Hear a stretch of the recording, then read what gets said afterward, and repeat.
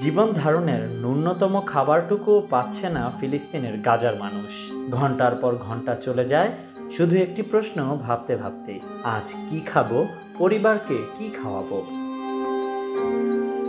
ইসরায়েলের লাগাতার বোমা বর্ষণে ক্ষত বিক্ষত গাজা, প্রতিদিন কোথাও না কোথাও চলছে হামলা।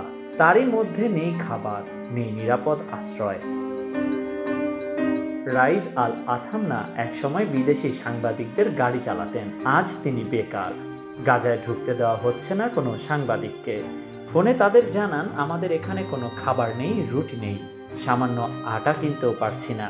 আজ ডাল কিনেছি স্ত্রী আর বাচ্চাদের জন্য, কিন্তু কাল কি খাবে ওরা জানি না। আথামনা দেখেছেন মানুষ রাস্তায় পড়ে যাচ্ছে, অজ্ঞান হয়ে যাচ্ছে খিদের জ্বালায়। এই ছবি আজ আর কল্পনা নয়, এটি বাস্তব। জাতিসংঘ জানিয়েছে, গাজার ৮৮% এলাকা এখন মিলিটারি জোন।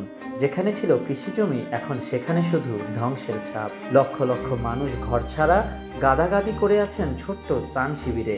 সেখান থেকেও তাড়িয়ে দেওয়া হচ্ছে অনেককে।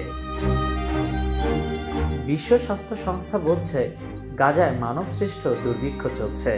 ১/৩ মানুষ দিনের পর দিন না খেয়ে আছেন। শিশু, নারী, বৃদ্ধ কেউই বাদ নেই।